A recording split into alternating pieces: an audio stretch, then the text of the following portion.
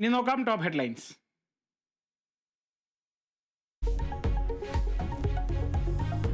മാസപ്പടി കേസിൽ മുഖ്യമന്ത്രിയുടെ മകൾ വീണ വിജയനെ പ്രതി ചേർത്ത് SFIO കുറ്റപത്രം. കേസെടുത്ത് അന്വേഷിക്കാൻ അനുമതി നൽകി കേന്ദ്ര കമ്പനി കാര്യ മന്ത്രാലയം. അനുമതി SFIO നടത്തിയ പ്രാഥമിക അന്വേഷണത്തിന്റെ അടിസ്ഥാനത്തിൽ. വീണയ്ക്കെതിരെ ചുമത്തിയത് 10 വർഷം വരെ തടവും പിഴയും കിട്ടാവുന്ന ഗുരുതര വകുപ്പ്. വീണയും എക്സാലോജിക്കും അനധികൃതമായി കൈപ്പറ്റിയത് 2,70,00,000 രൂപയെന്നും കുറ്റപത്രത്തിൽ.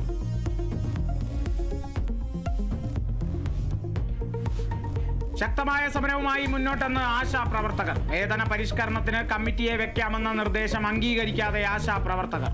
സർക്കാർ നിയോഗിച്ച കമ്മിറ്റി 3 മാസത്തിനകം കാര്യങ്ങൾ പഠിച്ച് റിപ്പോർട്ട് സമർപ്പിക്കുമെന്ന് ആരോഗ്യമന്ത്രി. ഒട്ടേറെ കാര്യങ്ങളിൽ അനുകൂല നിലപാട് സ്വീകരിച്ചാണ് മുമ്പോട്ട് പോകുന്നതെന്നും വീണ ജോർജ്. സമരത്തിൽ മന്ത്രിതല ചർച്ച നാളെയും തുടരും.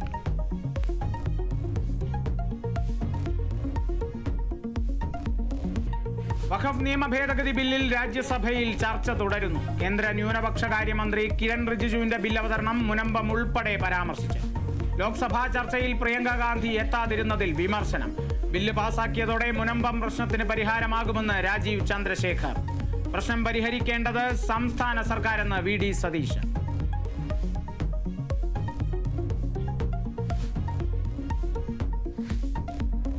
രാജ്യസഭയിൽ വഖഫ് നിയമ ഭേദഗതി ബില്ലിലെ ചർച്ചയിൽ ജോൺ ബ്രിട്ടാസും സുരേഷ് ഗോപിയും തമ്മിൽ വാക്പോര്.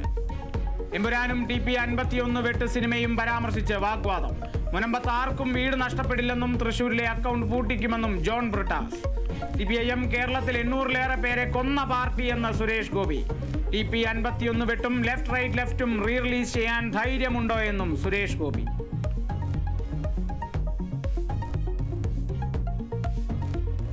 അംഗങ്ങളുടെ കൊഴിഞ്ഞുപോക്കിൽ ആശങ്ക രേഖപ്പെടുത്തി CPIM പാർട്ടി കോൺഗ്രസ് സംഘടനാ റിപ്പോർട്ട്. പ്രായപരിധിയുടെ അടിസ്ഥാനത്തിൽ ഒഴിവാക്കുന്നവരോട് അവഗണന വേണ്ടെന്ന് കീഴ്ഘടകങ്ങൾക്ക് നിർദ്ദേശം. സംസ്ഥാന സമിതികളിൽ ക്ഷണിതാക്കളുടെ എണ്ണം 5-ൽ കൂടരുത്. രാഷ്ട്രീയ അവലോകന റിപ്പോർട്ടിലും രാഷ്ട്രീയ പ്രമേയത്തിലും ചർച്ച തുടരും.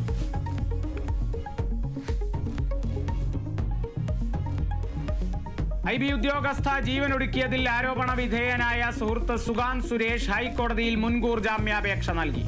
യുവതിയുമായി പ്രണയത്തിലായിരുന്നുവെന്നും വിവാഹം കഴിക്കാൻ തീരുമാനിച്ചിരുന്നതായും സുഗാന്ത് ജാമ്യാപേക്ഷയിൽ. സുഗാന്തിന്റെ വാദങ്ങൾ തള്ളി കുടുംബം. എങ്ങനെയാണ് പണം പിരിച്ചതെന്നും അറിയിക്കാൻ നിർദ്ദേശം.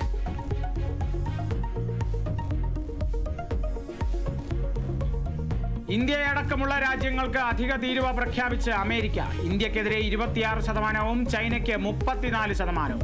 എല്ലാ ഇറക്കുമതിക്കും 10% അടിസ്ഥാന തീരുവ. സാമ്പത്തിക സ്വാതന്ത്ര്യത്തിന്റെ പ്രഖ്യാപനമെന്ന് പ്രസിഡന്റ് ഡൊണാൾഡ് ട്രംപ്. ട്രംപിന്റെ തിരിച്ചടി ലോക്സഭയിൽ ഉന്നയിച്ച് രാഹുൽ ഗാന്ധി. കേന്ദ്രം തീരുവയ്ക്കെതിരെ എന്താണ് ചെയ്യാൻ ഉദ്ദേശിക്കുന്നതെന്ന് ചോദ്യം.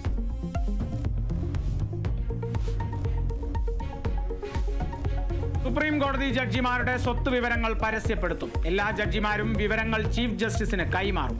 വെബ്സൈറ്റിൽ വിവരങ്ങൾ പ്രസിദ്ധീകരിക്കാനും തീരുമാനമെടുത്തത് സുപ്രീം കോടതി ഫുൾ കോർട്ട് യോഗം.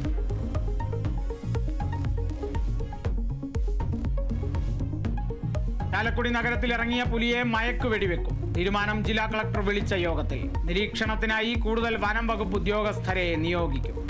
ക്യാമറകൾ സ്ഥാപിക്കാനും തീരുമാനം.